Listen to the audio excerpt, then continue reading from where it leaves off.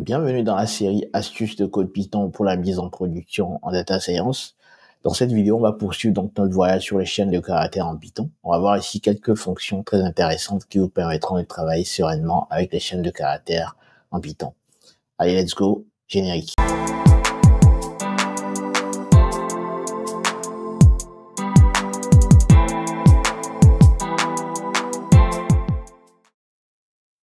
Salut à toi, bienvenue sur ma chaîne. Moi, c'est Espoir Badoun, je suis data scientist. Et sur ma chaîne, je partage avec toi 3 éléments clés qui, je pense, sont indispensables pour quiconque veut devenir autonome dans la mise en production de ses projets data ou IA. Il s'agit essentiellement d'astuces de code Python pour la mise en production en data science, donc la série d'aujourd'hui. Il s'agit de mindset dans la data science et enfin de stratégie côté data ou IA. Alors, si les thématiques autour de la mise en production pour les data science t'intéressent, tu as bon endroit ici. Je t'invite donc à faire 2 choses. Premièrement, abonne-toi. Deuxièmement, active la cloche de notification afin d'être notifié de tous nos nouveaux contenus édifiants qui apparaîtront chaque semaine sur la chaîne. Je profite aussi de l'occasion, si tu es nouveau sur ma chaîne, te souhaiter la bienvenue. Tu trouveras donc en barre de description, comme il est de coutume ici, un petit cadeau, donc c'est un livret qui se lit très rapidement, qui te permettra justement de bâtir ton mindset sur les thématiques de mise en production. Revenons donc au sujet du jour. Aujourd'hui, on va continuer notre voyage sur les chaînes de caractères. Pour ceux qui n'ont pas vu le premier épisode sur les chaînes de caractères, vous trouverez donc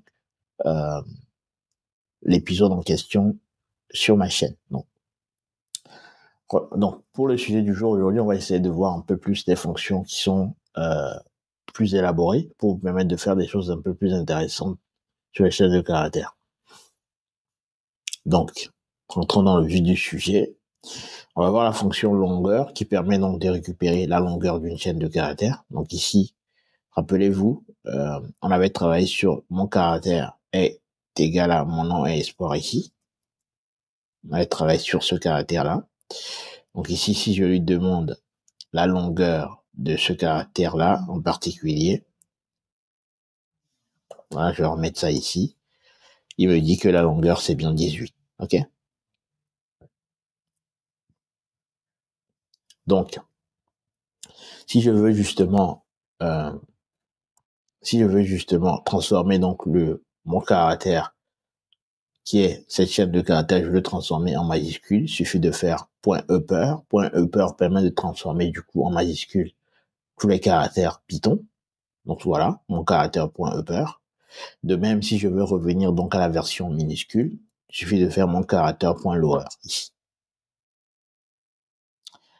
Et ensuite, comment on fait justement pour remplacer un caractère dans une chaîne en particulier? Donc si ici je veux remplacer tous les O par les Y, il suffit de faire mon caractère .replace O par Y. OK? Et là, vous verrez que toutes les parties où j'ai des O vont se transformer en Y ici, comme par enchantement. Donc, pour récapituler cette section-là, upper va nous permettre de transformer une chaîne de caractères donc en majuscule. Lower va nous permettre de le transformer en minuscule. Et ensuite, si on veut remplacer donc une chaîne de caractères en particulier dans la séquence, il suffit donc de faire mon caractère, donc la chaîne de caractères .replace, donc c'est la fonction replace. Ensuite, vous donnez le nom de la chaîne que vous voulez remplacer. Et ensuite, virgule, par quel caractère vous voulez remplacer, vous lui indiquez du coup à la suite. Et ici, en l'occurrence, on remplace le O par Y, et donc on obtient, bien évidemment, toutes les parties où il y a O remplacées par Y. Maintenant, si on veut remplacer donc du coup, si on veut donc ici, si on veut du coup remplacer donc alors on veut compter le nombre d'occurrences de sous-caractères dans la chaîne en particulier. Donc ici on a salut, salut, salut monde. On veut connaître le nombre de saluts qu'il y a dans cette chaîne de caractères. Bah c'est la fonction count qu'il faut utiliser. OK? Donc ici on a mon caractère qui est salut, salut. Il y a 3 fois salut ici. Si on veut compter le nombre de caractères dans cette chaîne de caractères-là, il suffit de faire mon caractère.count et vous avez donc le total qui est ici 3. OK? Ça, c'est pour compter le nombre d'occurrences de sous-caractères donc, dans une chaîne. Maintenant, si on veut trouver les index justement de ces sous-caractères-là, OK? Les index, c'est, rappelez-vous, la règle d'indexation commence toujours par 0. Donc, c'est pour récupérer les index de chaque caractère dans la chaîne en l'occurrence. Donc pour ça, on utilise une fonction qui est find, ok? Et il y a une règle au niveau de find, c'est que cette méthode renverra l'index de la première occurrence de la sous-chaîne si elle est trouvée. Donc si elle trouve la chaîne, elle va renvoyer du coup la première occurrence. Donc la première occurrence de cette sous-chaîne-là, elle va le renvoyer. Par contre, si elle ne trouve rien, elle va renvoyer -1 pour indiquer qu'il n'a rien trouvé. Ok? Donc ici, en l'occurrence, si je veux récupérer espoir, dans cette sous-chaîne qui est je suis espoir, il suffit de faire s1.find espoir et vous allez récupérer simplement euh, donc l'occurrence donc du coup euh, de cette chaîne là, ok?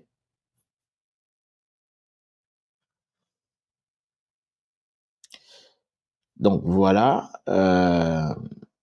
ici pour find. Donc du coup un petit exemple, c'est la phrase c'est aujourd'hui on est mardi. Moi je veux récupérer la sous-chaîne aujourd'hui, donc je vous laisse justement pratiquer comme on fait d'habitude pour essayer de me retrouver dans la sous-chaîne aujourd'hui, dans la phrase aujourd'hui on est mardi. On corrige ça dans la suite. Donc il y a aussi une deuxième question, c'est quelle sortie j'obtiendrai si je tape la commande suivante. Phrase.find cool, ok? Si je veux récupérer cool dans phrase, ok? Comment est-ce que je fais ça? Je vous laisse donc répondre à ça et puis on répond juste par la suite, ok? Je profite de l'occasion pour prendre mon petit thé.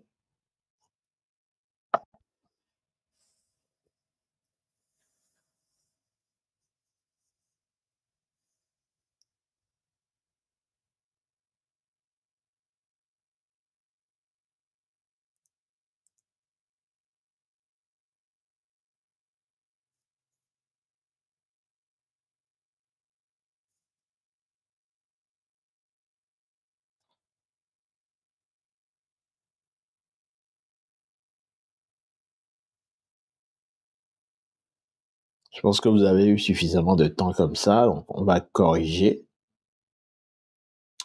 Donc il suffit de faire france.find aujourd'hui, tout simplement. Là, vous allez récupérer. Vous voyez, c'est bien au niveau c'est la première occurrence ici, hein. Donc du coup, ça me sort 0. Maintenant, si je fais phrase.find cool, si vous avez bien compris la règle, normalement, ça va m'envoyer -1. Voilà.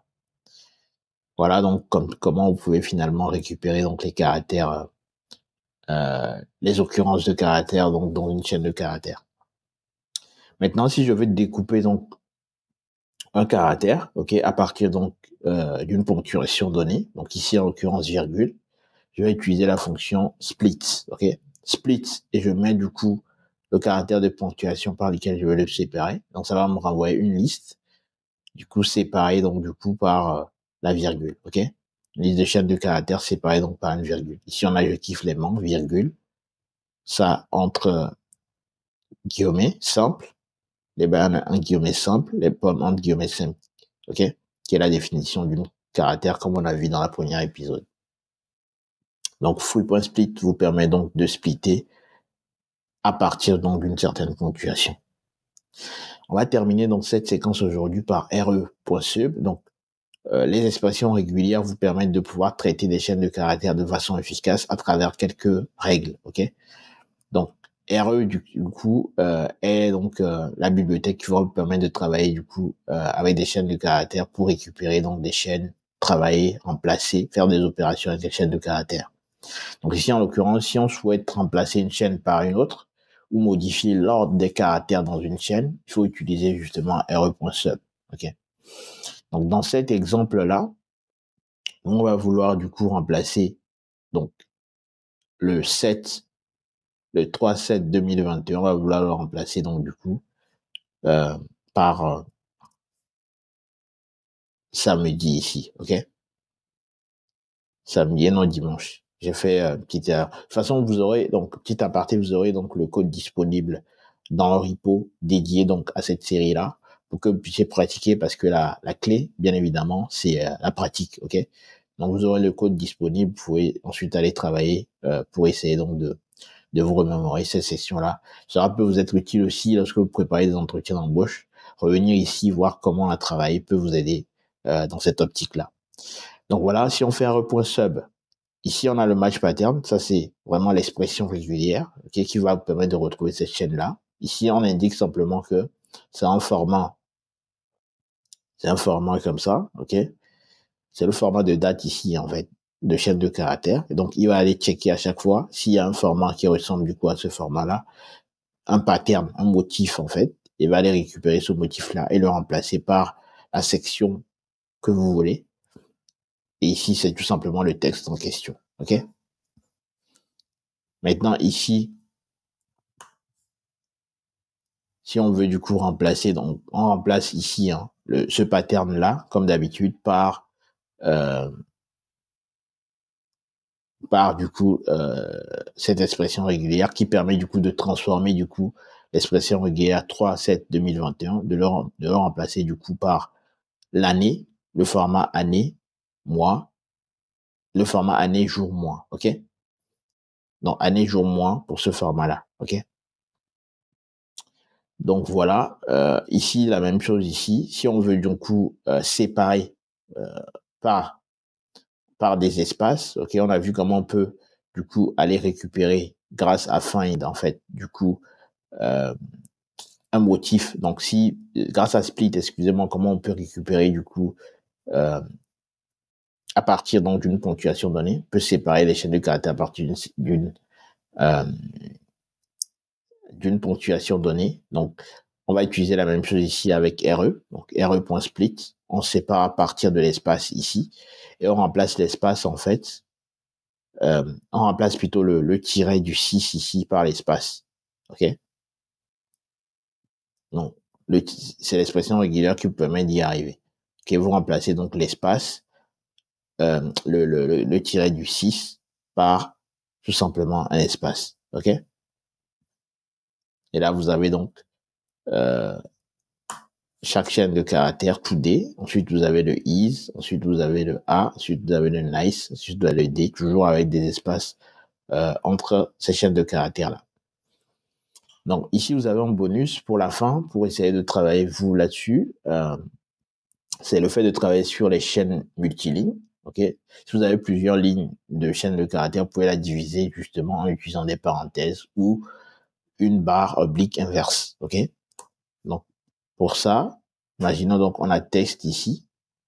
Non, parce que la chaîne devient très longue, vous pouvez utiliser des parenthèses comme j'ai fait ici pour le séparer en plusieurs sous-tests, ok?